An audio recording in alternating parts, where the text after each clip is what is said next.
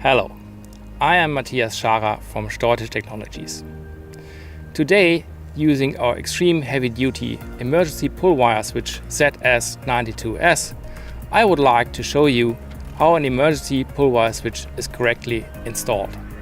Emergency pull wire switches fulfill a very important safety function, the emergency stop of a machine or device. Therefore, a proper functioning of it must always be guaranteed. And if you have a particularly tricky location, this is a task for exceptionally resistant heavy-duty switches like those of our ZS92 family. A typical application would be stopping a conveyor belt in an emergency, such as here at the Eggersmann gravel plant in Kalletal in the heart of Germany. Emergency pull wire switches are installed at regular intervals along the conveyor belt. With two-side emergency pull wire switches, as we have in this application, pull wires are tensed from the trip lever in both directions. Not only is the Steute ZS92S more reliable, it can also be operated with pull wires up to 100 meters in length per side, considerably longer than the market average. And the longer the pull wire, the fewer switches are required, amounting to an important cost factor. Simply unscrew the old switch and attach the new one using the same fixing points. The Steute ZS92S can be mounted in any position. Of particular interest, it has several different base and rear fixing points, all set at the same distances as the most popular competitor hair products on the market. This means that defect competitor switches can usually be replaced with Steute switches without having to change their location. In addition, both the red trip lever and the blue reset lever of the ZS92S are available with mounting to the front or to the rear. This makes the ZS92S one of the most flexible pull wire switches in the marketplace. Emergency pull wire switches mounted along conveyor belts are often cabled in series. That is exactly what we have here. In this case, we need conventional electrical connectors and two cable entries in the housing. The ZS92S is available with a maximum of 4 cable entries.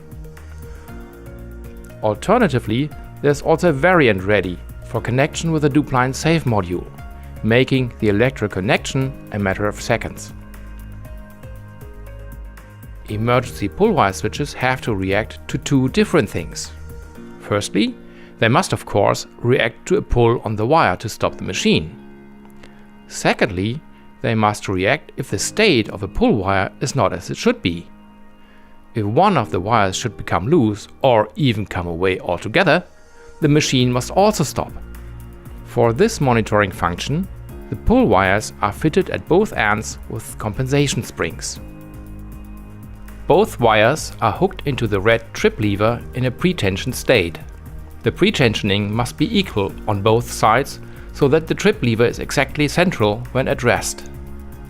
This is very easy to achieve if the wires are installed using Steute cable tensioners TS65. The cable tensioner has a lockable clamping mechanism which permits rough presetting of the wire. Simply depress the clamping mechanism and set the wire to the desired length. We shall begin by installing the left-hand pull wire.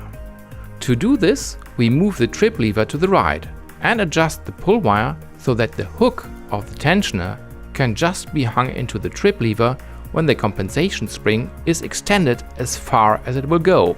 Then the hook is removed and we repeat the process on the right hand side as a mirror image. This time we move the trip lever to the left and adjust the length of the right hand pull wire with the wire tensioner so that it can just be hooked in when the compensation spring is fully extended. Now the left-hand pull wire can be hooked in again. If necessary, the wire tension in both directions can now be finely adjusted using the knurled screws on the tensioners. The switch is correctly adjusted if the two pull wires are hooked in and the trip lever is exactly central at rest. The ZS92S is now correctly installed and ready for operation.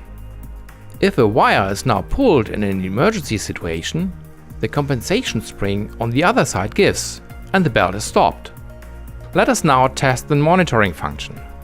If one of the wires should become loose, the compensation spring on the opposite side pulls the trip lever of the emergency pull wire switch towards it and causes the belt to stop. Having tested both the emergency stop function and the monitoring function, the ZS92S is now correctly installed. This means that normal production here in the gravel plant can now be resumed.